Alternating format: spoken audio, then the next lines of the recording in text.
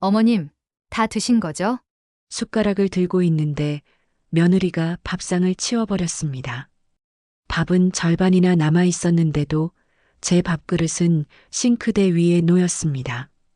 옆에 있던 아들은 끝내 아무 말도 하지 않았습니다. 그 순간 밥이 아니라 제 자존심이 엎질러진 것 같았습니다. 저는 그날 더는 참지 않겠다고 다짐했습니다. 안녕하세요. 저는 전북 익산에서 72년을 살아온 한경숙이라고 합니다. 한평생 공무원으로 일했고 정년퇴직 후에는 조용히 손자 크는 거나 지켜보며 살려고 했습니다. 요란한 일 없이 살아온 덕인지 사람들은 저를 깔끔한 성격의 매사 꼼꼼한 사람이라고들 하더군요. 실제로 저는 남에게 피해 주는 것도 싫고 남의 일에 깊게 관여하는 것도 꺼리는 편입니다. 그래서 아들과 며느리에게도 무리한 부탁을 해본 적이 없습니다. 남편은 일찍 떠났고 오롯이 혼자 힘으로 아들을 키웠습니다.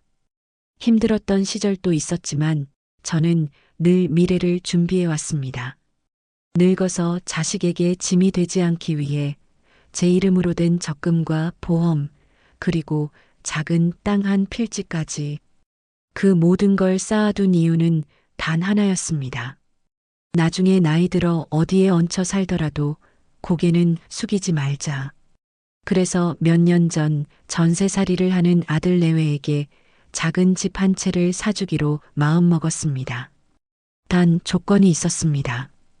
저와 함께 사는 동안만큼은 어머니로서 존중받고 사람답게 살 수 있어야 한다는 것. 제가 내건 건 계약도 아니고 감정이었지만 그 약속이 얼마나 가벼웠는지는 곧 알게 됐습니다. 그날 밥을 먹던 제 앞에서 며느리가 그릇을 쓸어 담아 음식물 쓰레기통에 엎질렀습니다. 그 순간 저는 깨달았습니다. 이 사람들은 나를 식구가 아닌 짐으로 여긴다는 것을요. 그날 이후 저는 더 이상 참지 않기로 했습니다. 제가 살기 위해 준비해온 것들, 그걸 사용할 때가 온 겁니다. 제 삶은 늘 책임의 연속이었습니다. 25에 남편을 불의의 사고로 먼저 떠나보낸 뒤부터는 더 이상 눈물을 흘릴 시간도 없었습니다. 공무원 시험에 합격해 구청 사회복지과에 배치된 날, 저는 제 인생을 아들에게 걸기로 마음먹었습니다. 그때 제 품에 있던 아이가 바로 지금의 아들 박진호입니다. 진호를 키우면서 저는 오직 두 가지에 집중했습니다. 남에게 민폐 끼치지 않기와 얻어먹는 사람 되지 않기. 대단한 것도 아니었지만 그렇게 40년을 꾸준히 살아왔습니다. 퇴직이 가까워질 무렵 걱정이 생겼습니다. 혹시 나중에 내가 아파서 눕게 되면 누가 곁에 있을까? 그게 노인의 외로움이겠죠. 그 무렵 아들 진호와 며느리 윤지영은 결혼 3년 차였고 수도권의 오래된 빌라에서 전세로 살고 있었습니다. 맞벌이하면서 대출금 갚느라 정신이 없어 보였고 저는 종종 반찬을 해다 주며 지켜봤습니다. 며느리는 고맙다는 말은 늘 했지만 눈빛에서 부담스러움이 보였습니다. 그래서 저는 더 조심했습니다. 이 애들에게 짐이 되면 안 된다. 그런 생각이 뿌리처럼 박혀 있었습니다. 하지만 가끔은 외롭기도 했습니다. 정년 퇴직 후 집안에 혼자 앉아 있으면 자꾸 TV 속 가족들이 더 현실 같아 보이고 전화 한 번 안 하는 아들이 야속하게 느껴지는 날도 있었습니다. 그래서 몇 번인가 넌지시 말했습니다. 내가 너무 혼자 사는 게 외롭다. 아들은 엄마도 우리 집 근처로 오시면 좋을 텐데요 하고 웃었고 며느리는 그 말에 딱히 반응하지 않았습니다. 그렇게 시간이 흘러 어느 날 진호가 제게 조심스럽게 말하더군요. 엄마, 사실 이번에 아파트 전세 계약이 끝나는데 집값이 너무 올라서 이사를 가야 할 것 같아요. 그 말을 듣는 순간 저는 결심했습니다. 이참에 내가 도와줘야겠다. 어차피 나도 나중에 어딘가에 기대야 할 몸이니까. 그렇게 시작된 게 집 사주기였습니다. 그런데 그냥 사주는 게 아니었습니다. 저는 제 방식대로 준비했습니다. 재개발 예정지에 노후주택을 매입해 집을 아들 명의로 해주되 등기와 권리 관계는 건물과 땅을 분리해 관리하기로 했습니다. 건물만 아들에게, 토지는 제 명의로 남겨두는 구조였죠. 솔직히 말하면 아들을 위해서라 했지만 내가 살 노후 보험이라 생각했습니다. 살면서 누구한테도 기대지 않았지만 나중에 몸이 약해지면 어쩔 수 없이 기댈 자리가 필요할 테니까요. 그게 바로 이 집이 될 거라고 믿었습니다. 처음에 이사했을 땐 다들 웃고 있었습니다. 작고 오래된 집이었지만 아들은 엄마, 우리가 이 집 꼭 멋지게 바꿀게요라며 눈을 반짝였고, 며느리는 거실 창문을 닦으며 여기서 시작하면 몇 년 안에 로또 맞는 거죠? 하며 웃었습니다. 그 말이 왜 그런지는 모르겠지만 뭔가 가벼운 소름이 스쳤습니다. 그리고 그 예감은 얼마 지나지 않아 현실이 되었죠. 이사한 첫 달은 평온했습니다. 며느리 지영이는 아침마다 저에게 어머님, 식사하셨어요? 하며 예의 바르게 물었고, 아들은 거실 TV를 보며 엄마, 오늘 날씨 좋아요. 나가서 산책이라도 하세요라고 말하곤 했습니다. 그런데 저는 느꼈습니다. 그 말 속에 관심이 아니라 거리가 있다는 걸요. 진심은 소리보다 눈에서 먼저 나오거든요.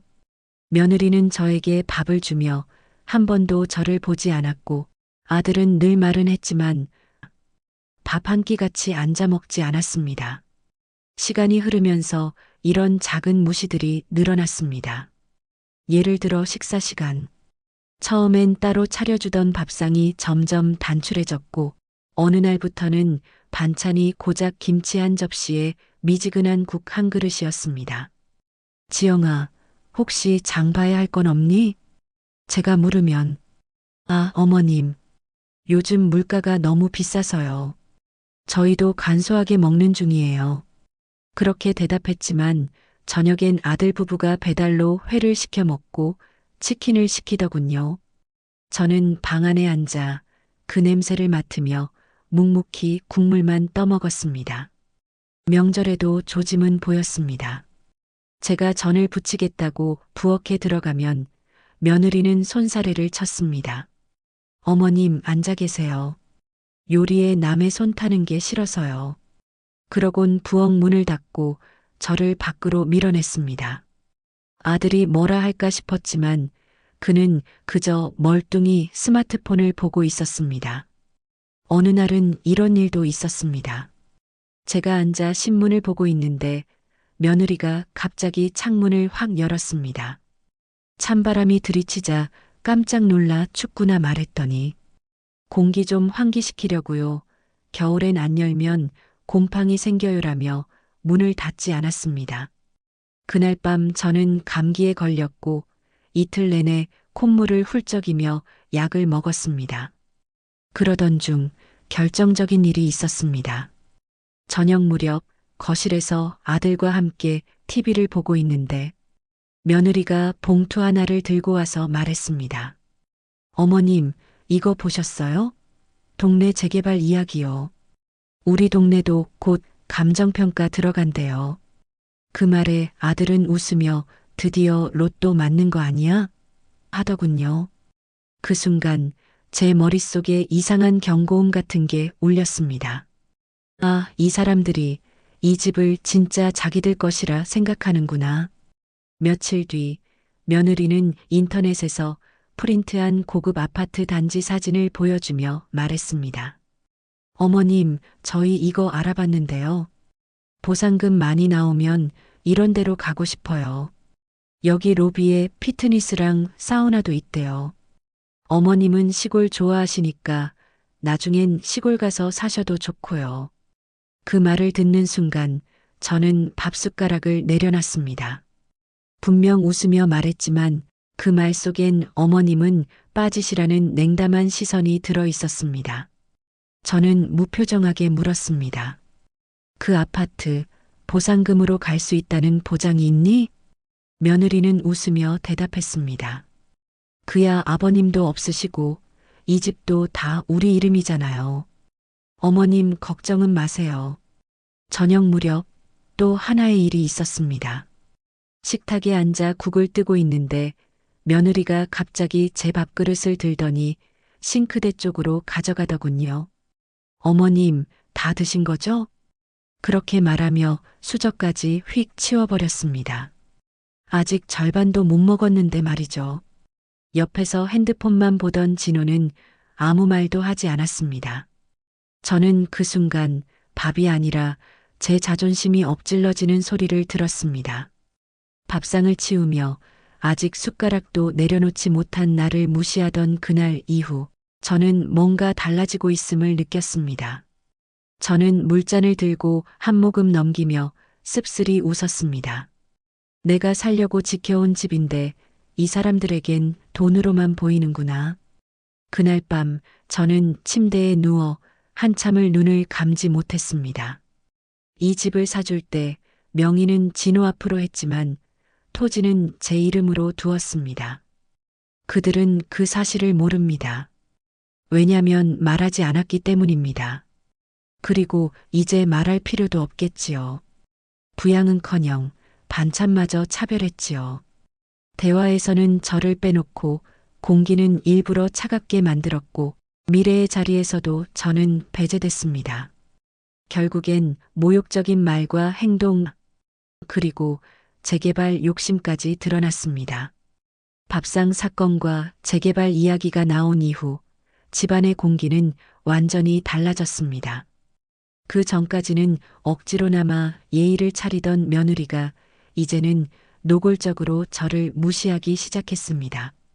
아침에 거실로 나오면 이미 부부는 밥을 다 먹고 식탁은 텅 비어 있었습니다. 제가 눈치를 보며 물 한 잔을 따라 마시면 귀찮다는 듯 싱크대에 놓인 그릇을 부딪히며 설거지를 했습니다. 어머님, 다음부턴 그냥 방에서 드시면 돼요. 좁잖아요. 그 말은 끼어들지 말라는 소리와 다르지 않았습니다. 저녁 시간에도 상황은 비슷했습니다. 아들이 퇴근하고 돌아오면 저는 기다렸다는 듯이 국을 데워주곤 했는데 이제는 지영이 먼저 나서서 배달 음식을 시켰습니다. 진호 씨, 오늘은 피자 먹자.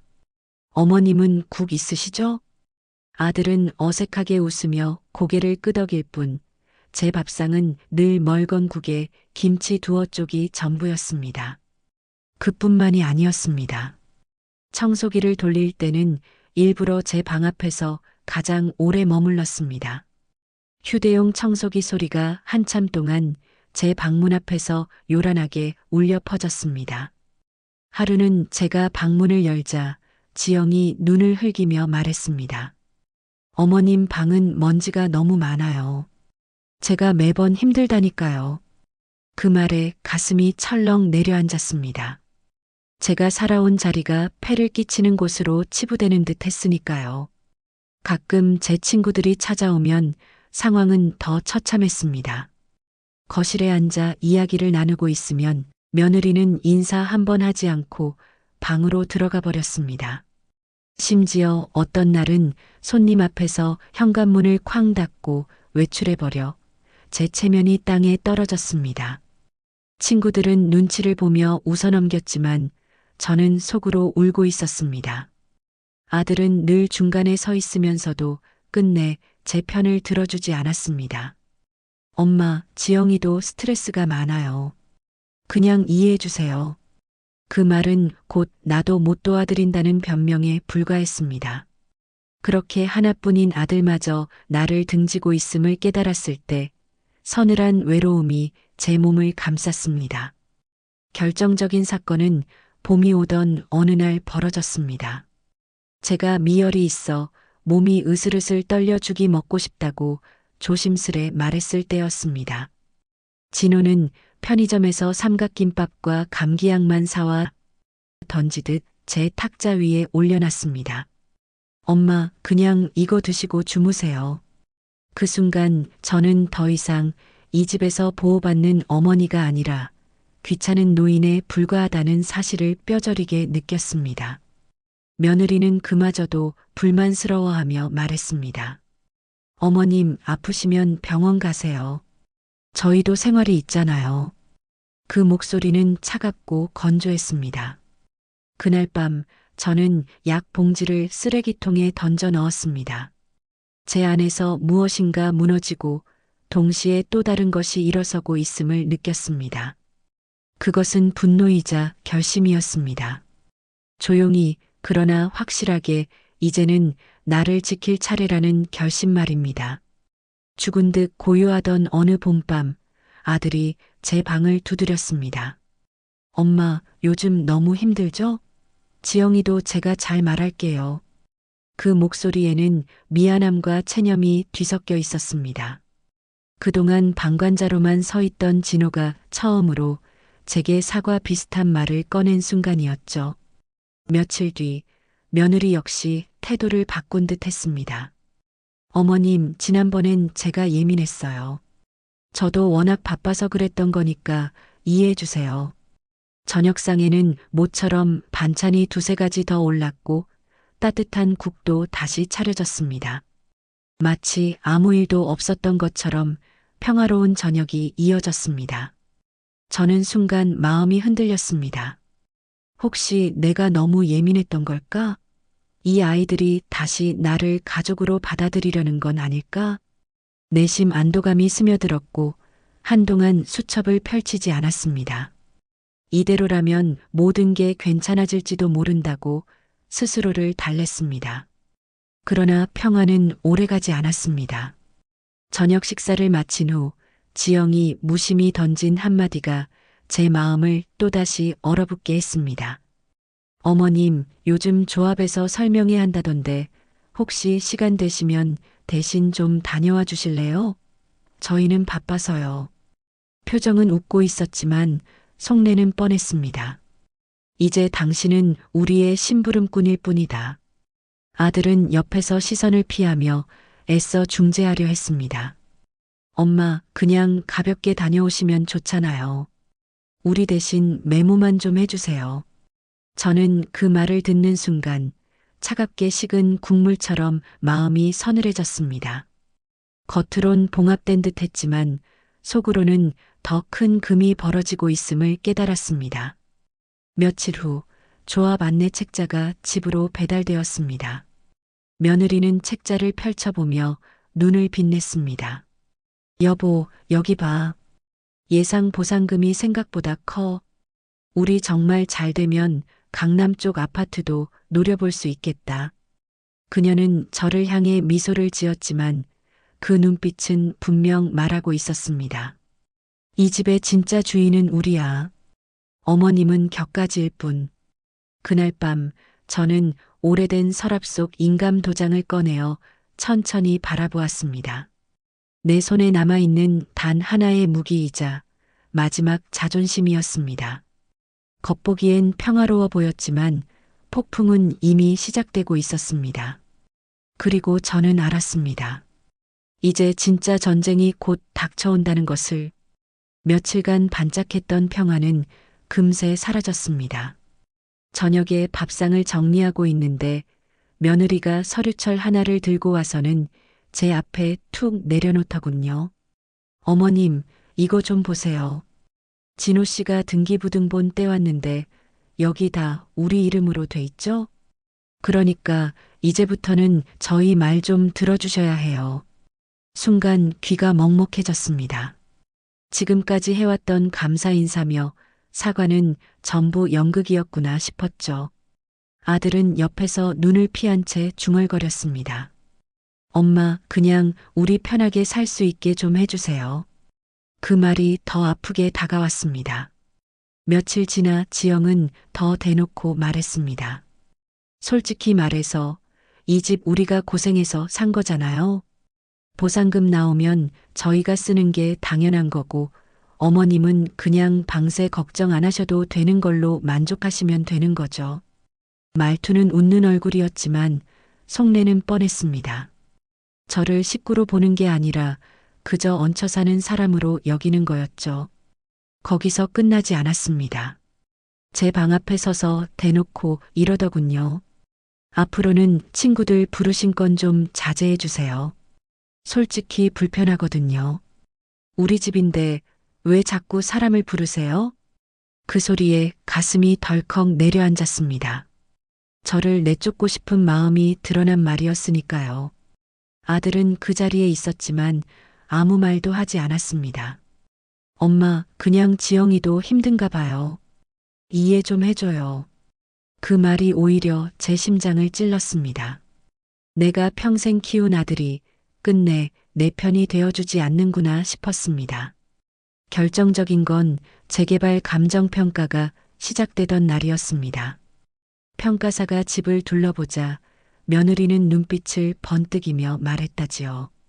선생님, 이 집 진짜 좋아요. 햇빛도 잘 들고 구조도 튼튼해요.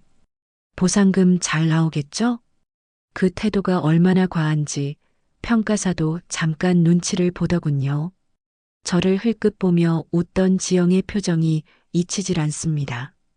이제 이 집의 주인은 우리다 하는 선언 같았으니까요. 그날 저녁 부부는 비싼 레스토랑에서 외식을 하고 들어왔습니다. 포장 용기를 제 앞에 던지듯 놓으며 말했습니다. 어머님, 남은 거 포장해 온 건데 드세요. 저희는 배불러서 못 먹겠네요. 스테이크와 샐러드가 들어 있었습니다. 저는 괜히 속상해서 조금 집어먹었는데 지영이 인상을 찌푸리며 말했습니다. 아, 꼭 지금 드셔야 해요? 내일 드시라고 드린 건데 먹고 온 음식을 다시 봐서 그런지 속이 조금 울렁거리네요. 그러더니 제 밥상을 들고 음식물 쓰레기통에 쏟아부어 버렸습니다. 저는 얼어붙은 채로 멈춰 있었고 뒤에서 지켜보던 아들을 바라봤습니다. 혹시 말려주지 않을까, 단 한마디라도 해주지 않을까 기대했지만 진호는 고개를 숙이고 그대로 방으로 들어가 버렸습니다. 그때 느꼈습니다. 이 집에서 나는 더 이상 어머니도 식구도 아니고 그저 불편한 존재일 뿐이라는 것을요. 밥상이 엎어진 그날 이후 저는 더 이상 예전의 제가 아니었습니다. 집안에서 저를 바라보는 시선이 달라졌음을 온몸으로 느꼈습니다. 며느리는 대놓고 문을 쾅 닫고 들어가거나 아예 저를 투명인간 취급했습니다. 식탁에 앉아 있어도 물 한 잔 건네는 사람이 없었습니다. 어머님 드실 거면 냉장고에 남은 김치 있으니까 알아서 꺼내 드세요. 말투는 무심하다 못해 냉소가 묻어 있었습니다.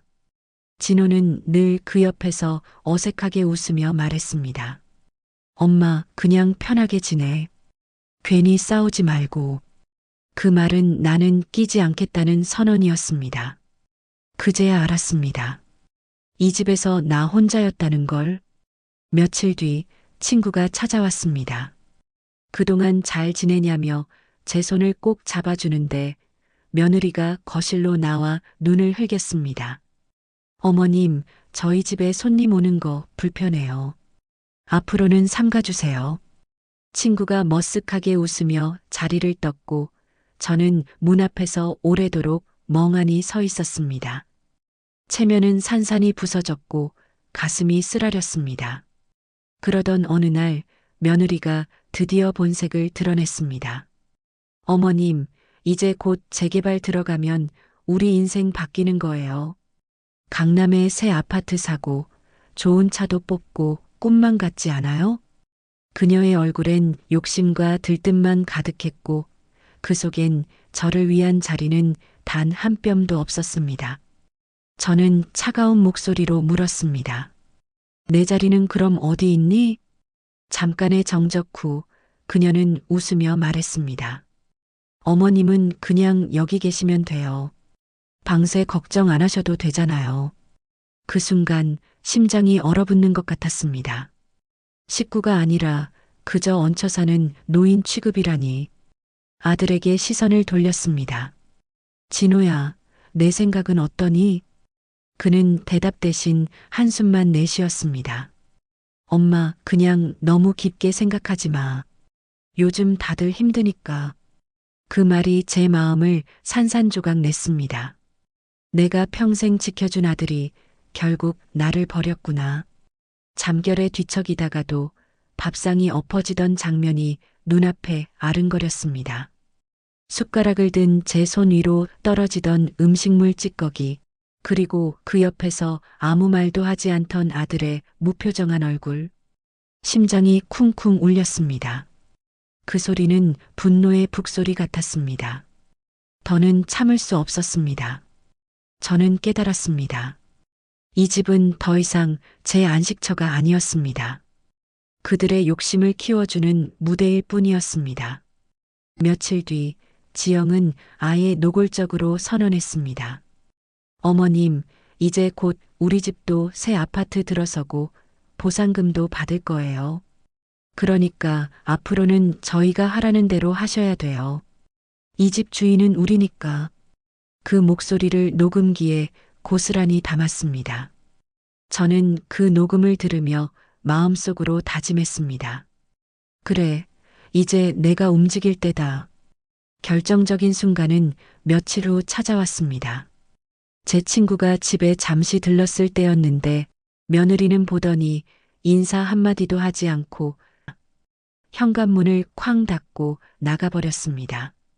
친구들이 난처하게 서로를 바라보았고 제 얼굴은 화끈거렸습니다. 그 순간 저는 더 이상 체면이고 뭐고 지킬 것이 없다고 느꼈습니다.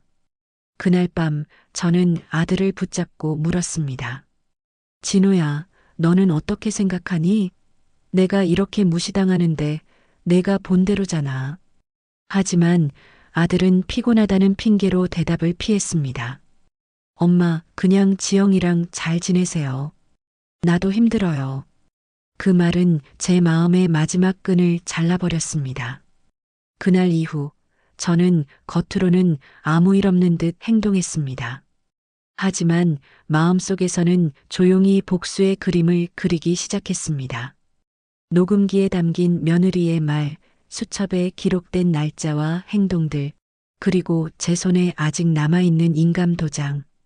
이제 모든 조각은 제 손 안에 있었습니다. 그들의 욕심이 끝내 저를 짓밟았으니 저는 더 이상 참지 않을 겁니다. 모든 것을 제자리에 돌려놓을 때가 다가오고 있었습니다. 밥상이 쓰레기통에 처박히던 그날 이후 제 마음은 이미 결정을 내렸습니다.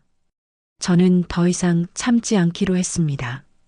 내가 걸어온 인생이 아무리 고단했어도 이렇게 모욕당하며 끝낼 순 없다는 생각이 뼛속 깊이 들었습니다. 다음 날 서랍 속 깊이 넣어두었던 작은 상자를 꺼냈습니다. 안에는 인감 도장과 오래된 서류들이 들어 있었습니다. 그 순간 지난날 아들에게 집을 사주며 따로 보관해 둔 토지 서류가 떠올랐습니다. 이 땅은 아직 내 손에 있다. 그 사실을 그들은 모른다. 저는 수첩을 펼쳐 며느리의 무례와 아들의 방관을 날짜별로 정리했습니다. 녹음기에는 며느리가 내뱉은 말들이 그대로 담겨 있었습니다. 이제 집 주인은 우리니까 어머님은 시키는 대로 하세요. 그 차갑고 뻔뻔한 목소리를 다시 들으며 제 결심은 더 단단해졌습니다. 혼자서는 벅차다는 생각이 들어 오랜 친구이자 법률 자문이었던 박 변호사에게 전화를 걸었습니다. 박 변호사, 예전에 말씀드렸던 그 일 이제 실행할 때가 온 것 같아요. 그는 잠시 침묵하다가 낮은 목소리로 대답했습니다. 드디어 결심하셨군요. 준비는 이미 되어 있습니다. 그날 이후 저는 겉으로는 아무렇지 않게 지냈습니다. 며느리가 또 무례한 말을 해도 아들이 모른 척해도 저는 미소만 지었습니다. 그러나 속으로는 모든 퍼즐을 맞추고 있었습니다. 토지 권리증, 수첩 기록, 녹음 파일. 제게 남은 마지막 무기들이 준비가 되어 있었습니다. 며칠 뒤 딸 민지에게 전화를 걸었습니다. 민지야, 혹시 내 인감 좀 챙겨줄래? 곧 필요할 거야. 딸은 잠시 놀란 듯 했지만 제 목소리에서 흔들림을 느끼지 못했습니다. 엄마 무슨 일 하시려는 거예요? 민지야, 그냥 엄마를 믿어줘. 내 오빠에겐 절대 말하지 말고. 그날 밤 거울 앞에 앉아 제 얼굴을 오래 들여다봤습니다. 주름진 눈과 세월의 흔적이 고스란히 남은 얼굴. 하지만 그 속에는 아직 꺾이지 않은 눈빛이 있었습니다. 며칠 뒤 재개발 조합 사무실로 발걸음을 옮겼습니다. 조합장은 서류를 확인하더니 놀란 얼굴로 저를 바라봤습니다. 이 토지 주인 어르신이셨습니까? 그럼 건물 보상은 따로 나가야겠군요. 저는 조용히 미소를 지으며 고개를 끄덕였습니다. 이제부터 협의는 저와 직접 하시면 됩니다. 그날 오후 저는 건설사와 비밀리에 계약을 맺었습니다. 조건은 단호했습니다. 제 토지 보상금은 시세보다 10%더 올려주십시오. 대신 박진호 명의의 건물 보상금은 최저 금액으로 책정해 주세요. 그리고 이 계약은 최종 공고 전까지 절대 비밀로 하셔야 합니다. 건설사 측은 잠시 망설였지만 결국 제 손을 잡았습니다. 며칠 후 아파트 단지 게시판에 최종 보상금 공고가 붙었습니다. 며느리는 휴대폰을 들고 신나게 뛰어나갔습니다. 여보, 이제 우리 부자 되는 거야. 그러나 그 표정은 곧 비명이 되었습니다. 휴대폰 화면에 찍힌 건 몇천만 원에 불과한 건물 보상금이었으니까요. 집에 돌아온 그들의 얼굴은 잿빛이었습니다. 며느리는 손에 등기부등본을 흔들며 소리쳤습니다. 이게 뭐예요, 어머님? 이 집 주인 우리라면서요. 어떻게 이런 금액이 나올 수 있죠? 저는 서랍에서 토지 등기부등본을 꺼내 그 앞에 내던졌습니다. 땅의 주인은 나다. 너희는 건물만 가진 거지. 계약대로라면 그게 다야. 순간 두 사람의 얼굴이 하얗게 질렸습니다. 며느리는 비명을 지르며 바닥에 주저앉았고 아들은 고개를 떨군 채 아무 말도 못했습니다. 며칠 뒤 그녀는 변호사를 찾아다니며 소송을 걸겠다고 협박했지만 소용없었습니다. 제가 가진 서류와 계약은 완벽했고 그들의 주장은 한낱 모래성에 불과했습니다. 친척들에게 거짓말을 퍼뜨리려 했지만 저는 미리 준비해둔 녹음 파일과 수첩 기록을 모두 공개했습니다. 이것이 내가 당한 모욕과 너희의 언행이다. 친척들은 분노했고 두둔하던 목소리는 사라졌습니다. 궁지에 몰린 며느리는 결국 집안 물건을 부수며 발악하다가 경찰에 연행되었습니다. 그 모습을 보며 저는 허탈한 웃음을 지었습니다. 결국 제자리로 돌아오는구나 싶었습니다. 아들은 끝내 아무 말도 하지 못했습니다. 짐을 꾸리며 저를 힐끔힐끔 바라봤지만 저는 더 이상 대꾸하지 않았습니다. 이제 그는 내 아들이 아니라 스스로 만든 결과를 감당해야 할 사람이었으니까요. 마지막으로 저는 차가운 목소리로 말했습니다. 이제 짐 싸라. 이 집의 주인은 나야.